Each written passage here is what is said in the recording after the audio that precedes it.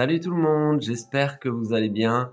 On se retrouve aujourd'hui pour une nouvelle vidéo. Alors déjà, je tenais à vous remercier de tout votre engouement pour mes nouveaux projets de l'année 2024 et puis d'avoir participé à mes petits sondages pour savoir un petit peu quel thème vous aimeriez que j'aborde ou que je réaborde puisque certains, j'en avais déjà fait en live mais je veux vraiment, voilà, me mettre, sur le côté, création de vidéos YouTube, parce que c'est quelque chose qui me plaît, c'est quelque chose que je voulais, mettre en place depuis longtemps et je me suis dit: «Quoi de mieux, le début d'année, pour, vraiment, voilà, se mettre, en avant, un peu plus sur YouTube» avec justement le côté ésotérique et bien sûr, pour ceux qui ont pu voir, comme je l'avais annoncé en fin d'année l'année dernière, le côté beaucoup plus paranormal, donc c'est-à-dire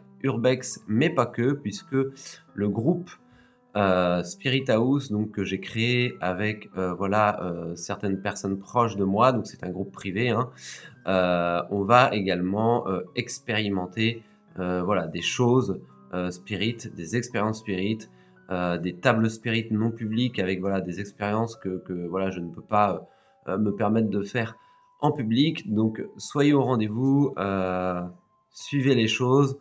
De toute manière, vous verrez tout au long de l'année des choses par rapport à tout ça.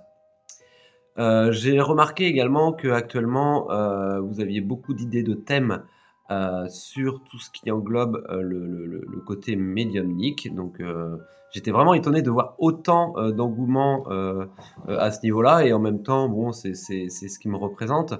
Donc, eh bien, aujourd'hui, on va parler, justement, d'un thème où, j'ai eu beaucoup de demandes. Je l'ai traité il y a à peu près, peut-être 2-3 ans, même peut-être bien, parce que ça passe tellement vite sur Instagram en live, qui sont justement les tables spirit, donc que j'organise régulièrement, environ tous les 3 mois, on va dire, depuis maintenant peut-être bien, le temps passe tellement vite, 6 ans peut-être, 6 ans, ouais, je dirais.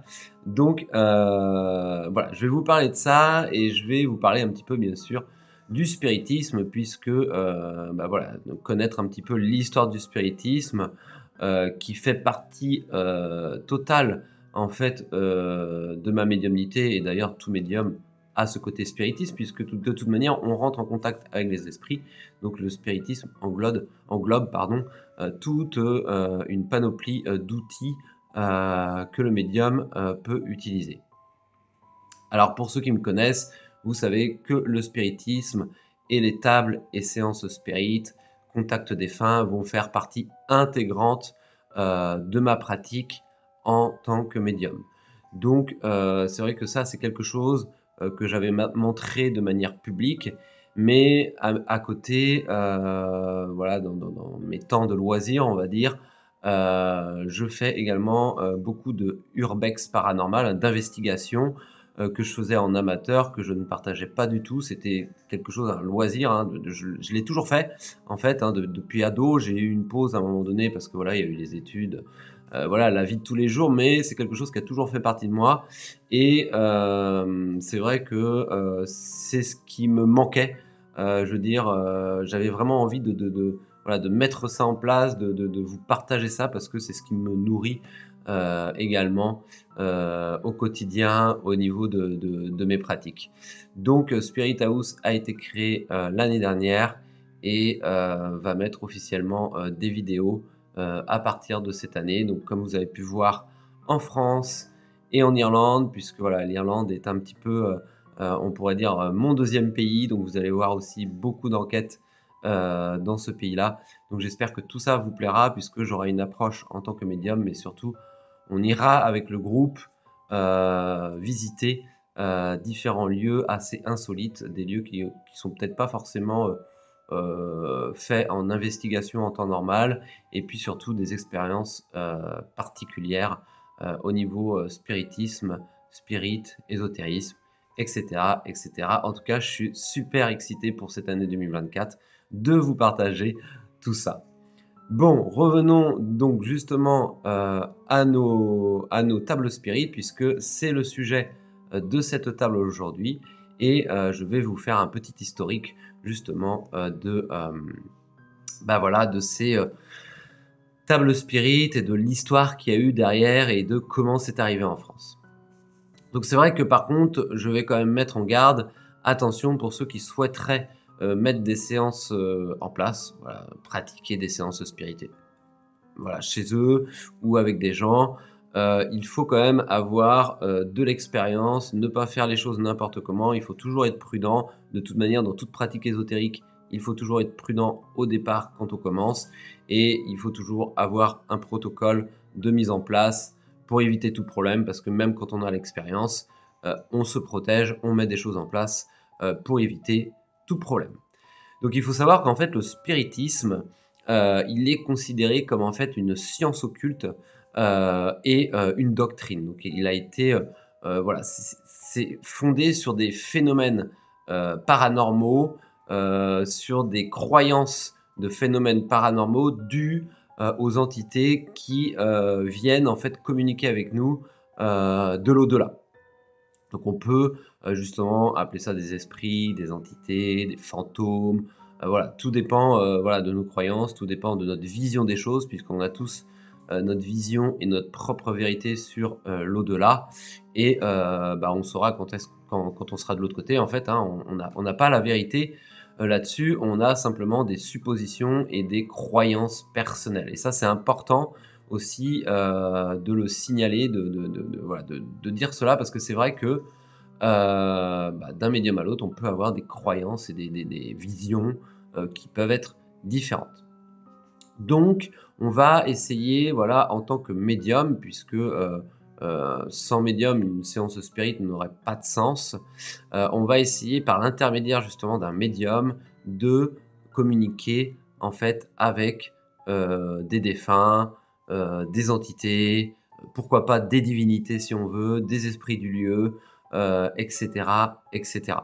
D'ailleurs, tout ça, j'en parle également pour ceux qui ne le savent pas encore, dans mon livre que j'ai écrit, donc la médiumnité en pratique, aux éditions Alliance Magique. Donc vous pouvez le trouver sur toutes les plateformes voilà, en ligne, également dans toutes les librairies, là où il est encore disponible, bien sûr. Mais justement, dans ce livre, je parle des séances spirites, je parle de la médiumnité, je parle de certains exercices pour vous aider à travailler votre médiumnité si vous en avez envie. En tout cas, n'hésitez pas à vous le procurer si vous, voilà, si vous vous intéressez au sujet. Donc, la naissance de tout ce domaine-là, il faut savoir que de toute manière, la vie après la mort a toujours suscité des interrogations, a toujours été dans voilà, les questionnements des hommes, hein, des gens sur Terre. Cela a toujours fait partie en fait de ces interrogations. On a pu trouver voilà, des informations sur des oracles, sur des voyants, sur des médiums d'autrefois qui communiquaient justement avec ces défunts, ces entités qui pouvaient encore fouler nos terres. Donc tout a commencé en fait aux États-Unis en 1848 dans une ferme réputée hantée. Donc c'était à Edasville aux États-Unis dans l'État de New York. En fait, c'était deux femmes appelées Margaret et Kate, filles du pasteur Fox, qui ont établi un contact, un supposé contact, avec un esprit qui s'appelait Monsieur Splitfoot. Alors aujourd'hui, voilà, il y a pas mal de questionnements sur la véracité de ces choses-là. Peu importe, de toute manière, chacun ses croyances par rapport à ça, mais on va partir sur cette base parce que c'est ce qui a déclenché tout le reste par la suite, donc les tables spirit et les séances spirit qui sont arrivées par la suite en France. Donc à cette époque, en fait, il faut savoir que le sujet de l'âme après la mort, c'est quelque chose qui est en vogue. On a une période, voilà, 19e siècle, 1800 et quelques, fin 1800, ça suscite des questionnements, ça suscite voilà, des recherches et la communication établie voilà, avec cette spiritualité, avec ce contact avec les morts, avec les défunts, voilà, pose beaucoup de questions. Et donc l'idée voilà, selon laquelle le défunt puisse donner des signes de son existence dans le monde de l'au-delà, dans le monde des vivants, puisque le pont entre les deux, hein, donc ce voile, fait qu'on va assister à une émergence du courant spiritualiste. Et j'insiste bien sur spiritualiste parce que ce n'est pas la même chose que spiritisme que Allan Kardec a mis plus tard en France. Je vais revenir dessus. Donc dès lors, en fait, ces phénomènes, des coups frappés, des tables tournantes, vont voir le jour par rapport à ce qui s'est passé justement dans cette ferme. Donc là, les tables commencent à bouger dans les salons, des expériences de contact avec l'au-delà vont finir par apparaître un petit peu partout dans les États-Unis. Et puis ça va petit à petit, en fait, commencer à bien envahir le monde. C'est ça qui est vraiment dingue, c'est que ça va traverser l'Atlantique pour voir un gros phénomène de mode pour les tables tournantes qui vont voir leur apparition vraiment au 19e siècle. Donc ça, c'est depuis les États-Unis. C'est arrivé en Angleterre, donc environ vers 1853, et ça va se propager partout dans l'Europe et bien sûr en France. Donc les gens vont se passionner de ça, on va en parler dans les journaux, on va en parler voilà, tout autour de nous. Ça va devenir quelque chose qui est limite normal, mais il faut savoir aussi que bien sûr, il y avait du trucage, il y avait carrément des scènes de théâtre qui étaient, je veux dire, faits pour ça. C'est-à-dire qu'il y avait des séances spirites en spectacle où il y avait des trucages avec des aimants, etc., etc. C'était devenu vraiment un phénomène limite de foire également. Et on n'arrivait plus trop à savoir ce qui était vrai, pas vrai, etc., etc. Donc, quand cette pratique a un petit peu décliné aux États-Unis, au contraire, elle a pris vraiment une grande importance en France.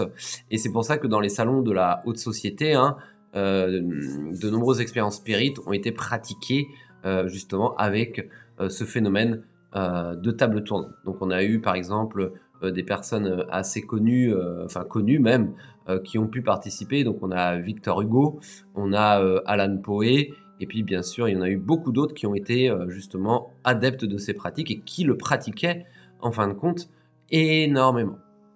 Donc comme je disais, il y a même des scientifiques qui vont mener des enquêtes parce que forcément les gens commençaient à se poser des questions, tous les journaux en parlaient, les magazines, c'était vraiment le phénomène de l'époque.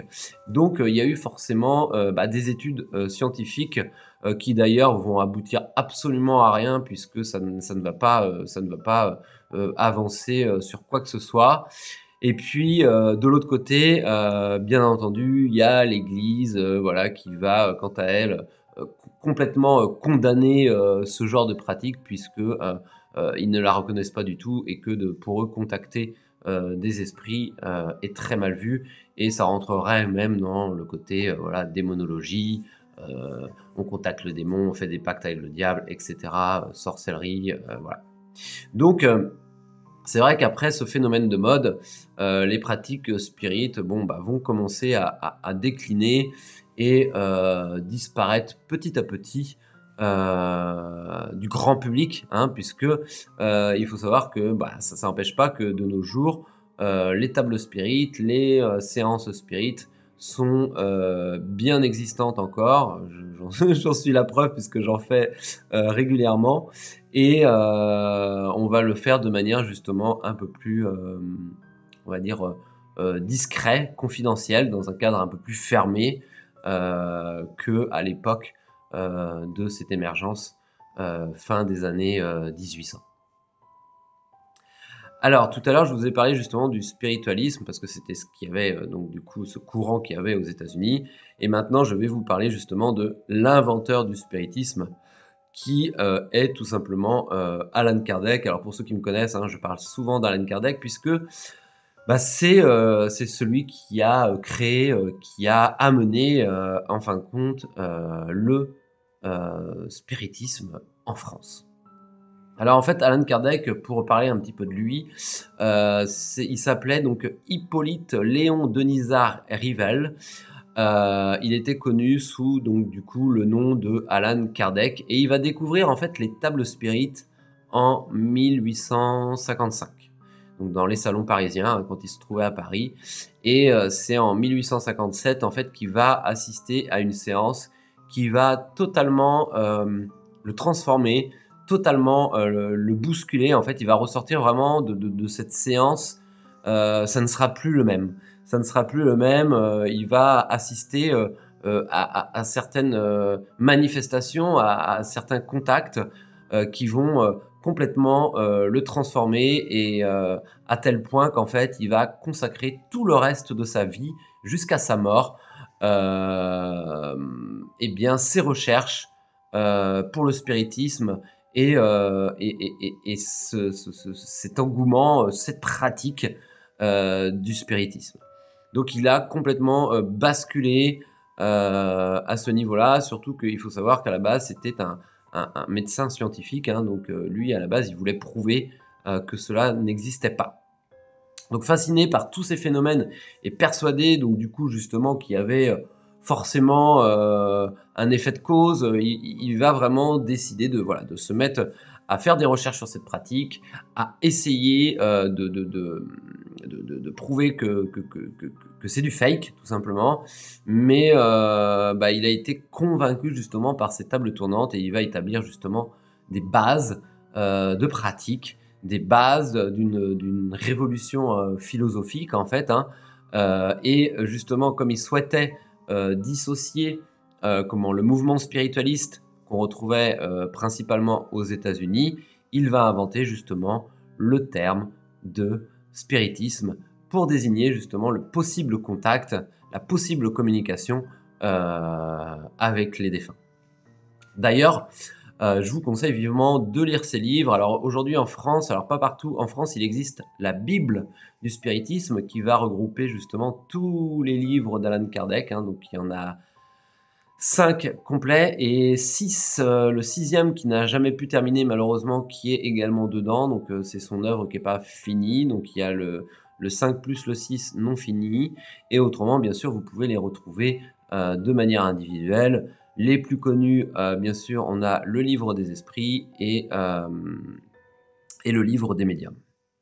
Donc voilà, ça va vous permettre vraiment de mieux comprendre tous ces phénomènes paranormaux, de mieux comprendre les contacts avec les défunts, les différentes médiumnités que je parle également hein, dans mon livre. Et vous verrez que aujourd'hui encore, Alan Kardec est vraiment la personne qui a permis d'établir des séances spirites et qui permet encore aujourd'hui justement d'en pratiquer. Il y a beaucoup d'églises spirites partout dans le monde qui ont sa base de pratique et moi-même quand je pratique donc du coup les tables spirites, c'est donc ces livres que j'utilise, ces ouvertures et fermetures de séances que je vais utiliser. Donc ce sont vraiment des livres à avoir si on s'intéresse surtout ce sujet. Pardon. Donc voilà un petit peu sur l'historique. Ensuite, si on parle du spiritisme en général, et plus particulièrement de la Ouija, parce que bien sûr on va en venir, hein, parce que les gens tout de suite, quand on parle de spiritisme, ils ont tendance vraiment à voir la Ouija, alors qu'il n'y a pas que ça. Bien au contraire, il y a même beaucoup plus intéressant si on le souhaite. Enfin, plus intéressant, ça va dépendre de chacun, mais c'est pas la pratique que je vais forcément le plus utiliser, mais c'est la pratique la plus connue dans le monde entier. Donc si le fond de cette planche hein, de la Ouija a changé, la forme, elle a vécu plusieurs transformations en fait au fil du temps. Parce que la méthode initiale en fait, donc ça consistait à utiliser une corbeille, donc une corbeille, une poubelle renversée, hein, donc les corbeilles, les poubelles à corbeille là, on renversait, on prenait une feuille et on passait en fait on glissait un crayon en fait à travers la corbeille et on demandait aux participants de poser leurs doigts dessus et les mouvements de la corbeille donnaient justement un message, des symboles, des lettres ou bien sûr des dessins. Et puis par la suite, aux États-Unis justement, la corbeille a fini par être remplacée par une planche, une plaque de bois en fait, qui représentait en fait des lettres et qui a remplacé au fur et à mesure eh bien, cette corbeille avec le crayon. Et puis dans les années 1880, tout le monde parlait de ça, tout le monde parlait des planches Ouija. Là encore, c'est devenu vraiment un phénomène de mode. C'est même en 1890 que l'entreprise d'Elijah Bond créa une planche nommée Ouija. Donc c'est là que le mot officiel est sorti et ça va rencontrer un succès énorme. C'est vraiment la planche Ouija était née et là alors c'est énorme les ventes qu'il y a pu y avoir. D'ailleurs, la planche Ouija devient tellement une pratique courante aux États-Unis que dans les années 1920, à Chicago, l'entreprise Simons vendait 500 000 planches par an. Est-ce que vous vous rendez compte? 500 000 planches par an, en sachant que ce n'était pas le seul fabricant aux États-Unis. Donc, c'est des ventes fulgurantes et c'est pour ça qu'il est extrêmement fréquent d'ailleurs que des Américains qui achètent une maison là-bas retrouvent par exemple dans la cave ou dans le grenier une planche Ouija rangée ou laissée sur place. Donc, c'est vrai qu'il y a de nombreuses personnes qui vont dire oui, le spiritisme, c'est une pratique dangereuse, etc., etc. Ils ont totalement raison de le souligner, puisque pour moi, toute pratique, de toute manière, quand on ne sait pas le faire, quand on n'a pas été initié, quand on n'a pas les techniques pour, toute pratique éso, toute pratique de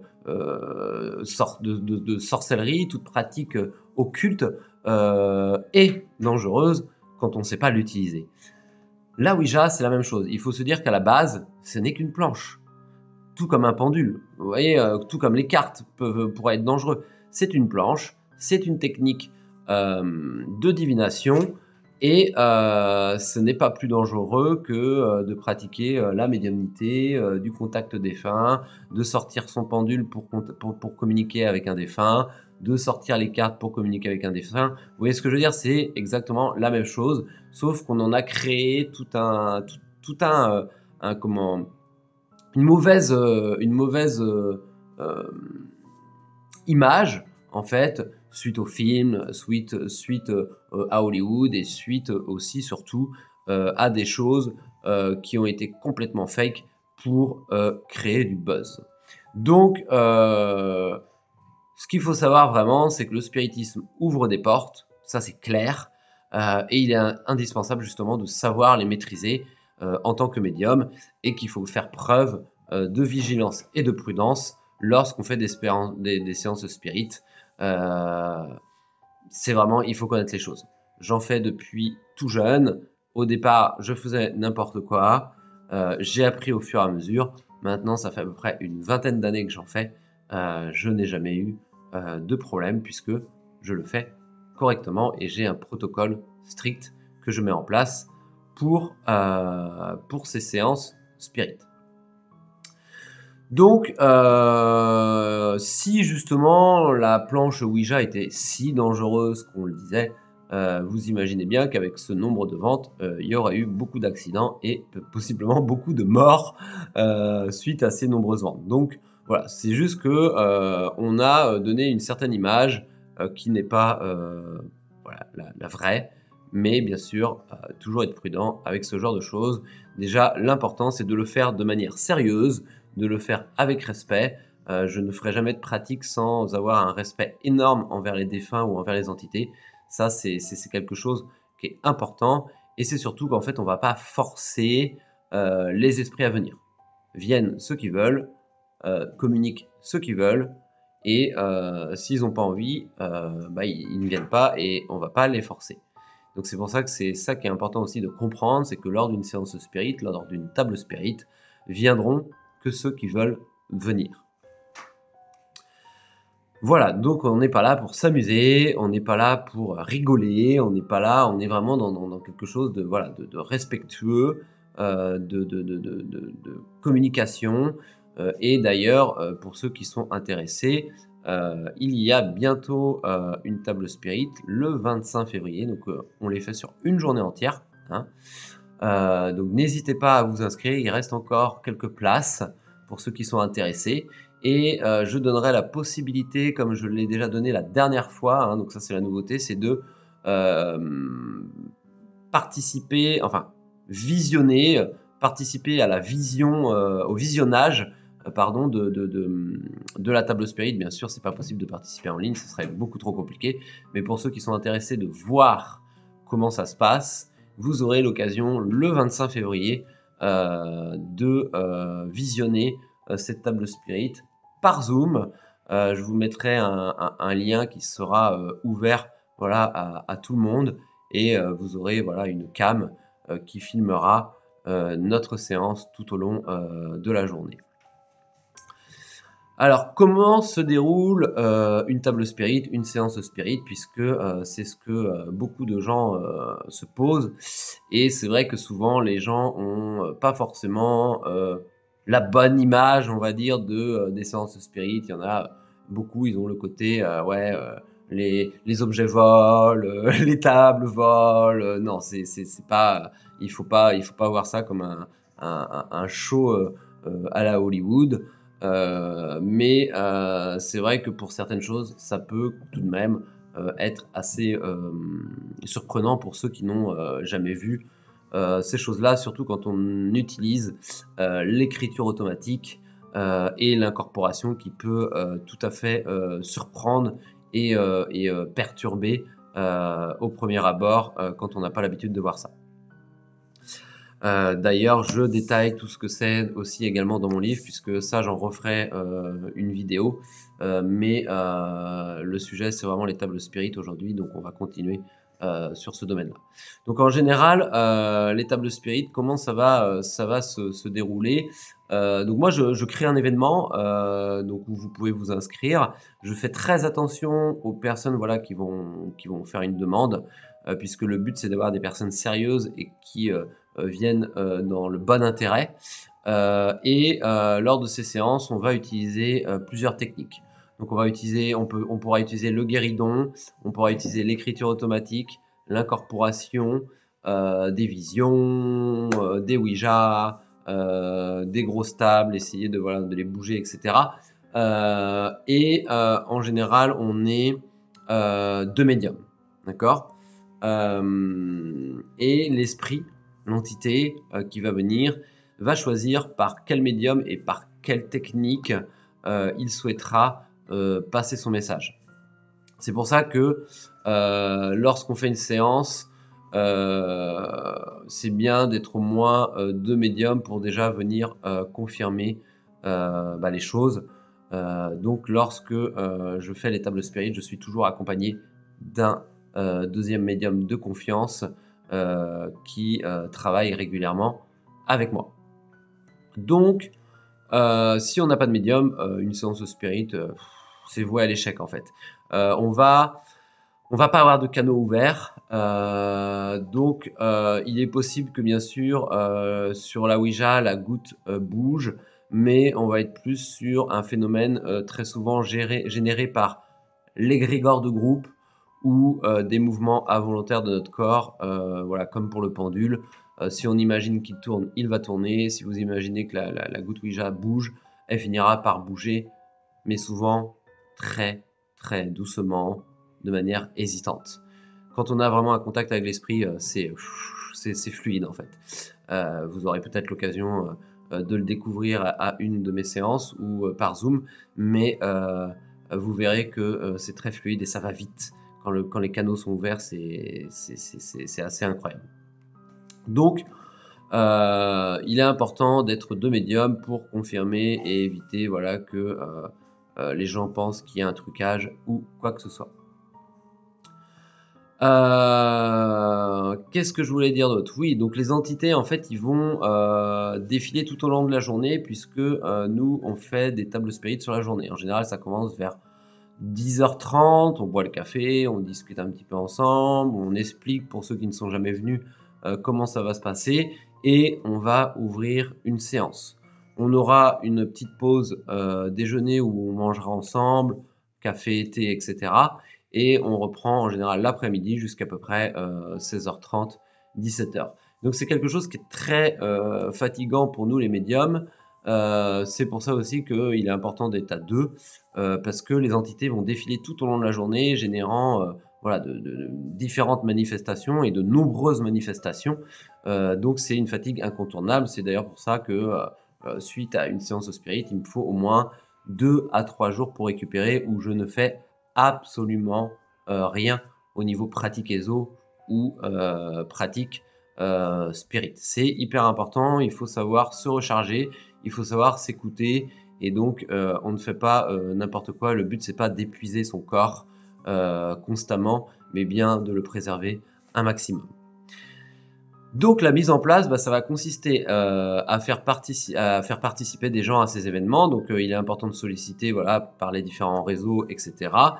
Et puis, moi, ce que j'aime bien, c'est quand il y a des nouvelles personnes, mais également quand ce sont des habitués, à prendre le taux vibratoire. Parce que le taux vibratoire, il va avoir une importance, sur les esprits qu'on va attirer. Si on vibre très, très bas, on va avoir tendance à attirer des esprits un peu plus, alors j'aime pas dire le mot, base astrale parce que pour moi c'est beaucoup plus complexe que ça, mais on va dire bas en vibration et donc plus des esprits justement qui vont être un peu plus farceurs, manipulateurs et cetera. Bien sûr, comme on met des protections en place, ces esprits en général ne viennent pas, mais il faut toujours prendre des précautions plutôt que d'avoir des problèmes. Donc plus on vibre bas, plus on va attirer des esprits bas, plus on vibre haut, plus on va attirer des esprits, on va dire, hauts en vibration. Donc, il est important que tout se passe bien au long de cette journée. Donc c'est pour ça qu'on est très strict et très rigoureux au niveau de ces pratiques, pour, justement, les tables spirit. Donc une fois que voilà, on met ça en place, on va, voilà, ouvrir la séance, on va, donner des offrandes, ça peut être des offrandes, donc de nourriture, ça peut être des offrandes, d'alcool puisqu'ils vont adorer l'alcool, de l'encens, un encens spécifique, voilà, qui va les nourrir également. On va, voilà, leur offrir des choses pour qu'ils puissent venir plus facilement, qu'ils ont de quoi, se nourrir et prendre de l'énergie tout au long de la journée pour justement, communiquer parce que c'est également épuisant, pour eux et chaque esprit vont pas communiquer, de la même manière donc selon l'énergie dont ils ont besoin, ils vont pouvoir justement consommer, ce qu'ils souhaitent grâce aux offrandes qu'on va leur donner tout au long de la journée. Des bougies vont être disposées un petit peu partout dans la pièce, qui vont leur permettre d'avoir, voilà, en gros, ces phares lumineux qui vont leur montrer: «OK, on est ici, venez». Ça leur permet aussi de les guider. Là encore, selon les croyances, bien sûr, on a plusieurs possibilités, mais ça leur permet, voilà, de voir qu'on est là, qu'on est réunis, autour de cette table. Ce qui peut être intéressant aussi, c'est que les gens, qui viennent, peuvent prévenir leurs ancêtres, qu'ils vont venir à une table spirit et qu'ils aimeraient bien, voilà, pouvoir communiquer avec eux et ce qui peut être intéressant également, c'est d'apporter, des photos, des gens avec qui, vous souhaiteriez, communiquer. Comme ça, le médium, il verra, si, ils sont présents et si, possiblement, ils ont un message pour vous puisque comme je disais tout à l'heure, on ne va pas forcer, qui que ce soit à venir communiquer. Donc, certains esprits vont pas du tout adhérer, à ce genre de pratique ou plus tard, des fois ils reviennent plus tard, ils vont juste observer, ils vont se de parce que certains, ils vont se demander ce que c'est. D'autres, ça leur posera pas problème. Mais voilà, il faut, aussi, savoir que certains esprits, ont besoin de temps, pour venir communiquer et que parfois c'est pas à la première séance, qu'ils vont venir, mais à la deuxième ou à la troisième, ça c'est, très, classique et puis d'autres qui vont venir tout de suite parce qu'ils ont leur message à passer et qui s'en foutent complètement de ce que, on est en train de faire. Ce qui compte, c'est qu'ils arrivent à communiquer et passer le message à la personne. Donc la technique la plus récurrente qu'on va utiliser lors de nos séances, ça va être en fait, un verre avec, moi je vais utiliser un verre avec, le oui et non. Pourquoi? Parce qu'en fin de compte, on va poser des questions. Est-ce qu'il y a un esprit qui est là? Oui, non. Avez-vous un message à passer à quelqu'un autour de cette table? Oui, non. Pouvez-vous nous dire à qui vous souhaitez passer un message? Il va se diriger vers la personne. On va le questionner un petit peu. Et tout ça, en fait, ça va permettre également au médium de scanner l'esprit et de pouvoir voir un petit peu, comment il est, comment est son énergie pour se préparer en tant que médium à l'accueillir, possiblement en incorpo ou, même en écriture automatique, pour voir justement si, voilà, l'énergie va passer et puis on va demander à l'esprit, hem, par la suite, par quel médium il souhaite communiquer. Ça peut arriver que ça soit quelqu'un autour de la table puisqu'on a, comme je dis toujours, on a tous et toutes, des, capacités médiumniques et une fois qu'il a choisi, le médium, on va lui demander par quelle technique il souhaite communiquer son message, donc des visions, de l'incorporation, de l'écriture automatique, des dessins et cetera et cetera. Peu importe, on va utiliser un petit peu, toutes les techniques au fil, de la journée. Surtout le oui/non parce que c'est le plus simple, mais on va toujours faire en général une petite partie de séance de guéridon, à un moment donné, même si le guéridon, pour ceux qui connaissent, ça va être très long parce que ça va être des coups, on va être obligé d'épeler l'alphabet. Donc c'est vrai qu'on a tout de suite, vite fait de passer, 1 heure, avec un seul esprit pour réussir à avoir quelques mots.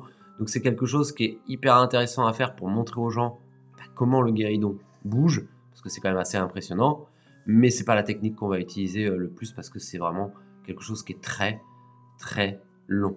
Voilà. Bah, une fois qu'on va, ouvrir la séance avec les prières d'Allan Kardec, parce que comme je vous disais, hein, on ouvre les séances avec la prière d'Allan Kardec, bah, après voilà, c'est parti, comme je vous disais, les esprits défilent tout au long de la journée et puis, on va poser des questions, comme j'ai pu vous le dire, oui, non, et puis on va passer les messages pour les personnes. Alors il y a beaucoup de personnes qui pleurent, hein, forcément, parce qu'ils ont des messages, assez incroyables et puis qui reconnaissent vraiment, bah, la personne. Parce que souvent le médium va changer de voix, souvent le médium va avoir des comportements différents, va écrire comme la personne écrivait. Voilà, il va y avoir plein de choses qui vont aussi, confirmer, que, c'est réellement, bah, cet esprit, cet ancêtre ou ce guide ou, cette entité qui est là et c'est ça qui est vraiment, très intéressant parce que les personnes nous disent tout le temps: «Bah oui, telle ou telle chose, c'est vraiment lui, ça le représente bien» ou, «Comment tu as pu savoir, ça parce que c'était que entre nous?» Enfin voilà, il y a des choses comme ça qui vont ressortir, qui vont, pouvoir confirmer, ce contact réel avec, l'entité. Donc voilà un petit peu comment ça se passe tout au long de la journée. Bien sûr, on fait une pause dans l'après-midi et puis, bah, une fois que, les esprits sont passés, qu'on sent qu'il y a plus de communication, hein, et bien, on va fermer, la séance et remercier, justement, bah, les esprits de s'être, liés en fait à nous, enfin être venus, communiquer, voilà leur message lors de cette séance, pour les personnes, qui étaient présents. C'est vraiment quelque chose qui, fait partie, de moi. C'est quelque chose que j'adore faire. C'est pour moi de pouvoir, aider à passer un message, pour les gens, c'est quelque chose que, bah, je prends plaisir à faire. C'est ouais, c'est, je sais même pas comment le décrire, il y a pas de mots, mais c'est quelque chose que, voilà, quand j'ai pu passer un message à quelqu'un, quand j'ai pu, dire voilà, il est à tes côtés ou que, bah, il a tel message et que la personne est heureuse, pleure et cetera. Quoi de mieux en fait, que ça, toi, de pouvoir, être l'intermédiaire en fait, entre, ce pont, de notre monde à nous et de l'au-delà. C'est quelque chose qui, me nourrira, constamment et quotidiennement, de faire ce métier, de manière, professionnelle. Donc n'hésitez pas à venir participer à des tables spirit, comme je l'avais dit aussi également dans un live. Je vais essayer de me déplacer un petit peu partout en France. Il faut juste que je trouve des points où je peux me déplacer pour pas trop cher, parce que le but c'est pas que ça coûte un bras pour les gens. Donc voilà, je réfléchis beaucoup sur cette alternative de se déplacer. Je vais faire en sorte que ce projet voit le jour, parce que j'en ai vraiment envie de voyager, d'aller dans différentes régions, sur différentes mémoires. Voilà, c'est quelque chose que j'adore, découvrir les lieux, découvrir les différentes cultures, découvrir les différentes personnes, partager, échanger. Donc, je veux vraiment tout faire pour mettre ça en place et pouvoir offrir cette possibilité à beaucoup plus de personnes que je le fais actuellement. Voilà, je pense que j'ai dû faire le tour de manière générale, bien sûr. Si vous avez des questions, n'hésitez pas à les mettre en commentaire, j'essaierai d'y répondre. Et puis de toute manière, vous verrez très vite d'autres vidéos sur ce sujet-là, où je rentrerai un peu plus en profondeur sur le contact défunt, voilà, la médiumnité. Vous m'avez donné beaucoup d'idées de thèmes, donc j'essaierai de les traiter du mieux que je peux en vidéo, puisque c'est quelque chose que j'adore. Et puis bien sûr, j'espère que toutes ces vidéos vous plairont et que ça vous apportera quelque chose par la suite pour, pourquoi pas, découvrir ou travailler votre médiumnité. Je vous remets en lien dans la description le lien pour mon livre, et puis bien sûr l'événement qui aura lieu la semaine prochaine pour la table spirit. Et n'hésitez pas à aller faire un tour sur ma boutique, où vous trouverez également tous les événements et tout ce que je fais en dehors, bien sûr, de ces investigations, de cette médiumnité. Et abonnez-vous à la petite cloche, abonnez-vous à ma page, et je vous dis à très vite et à bientôt. Merci encore d'être présent et de me soutenir dans mes pratiques et dans mes projets. À bientôt pour de nouvelles aventures. Allez, salut!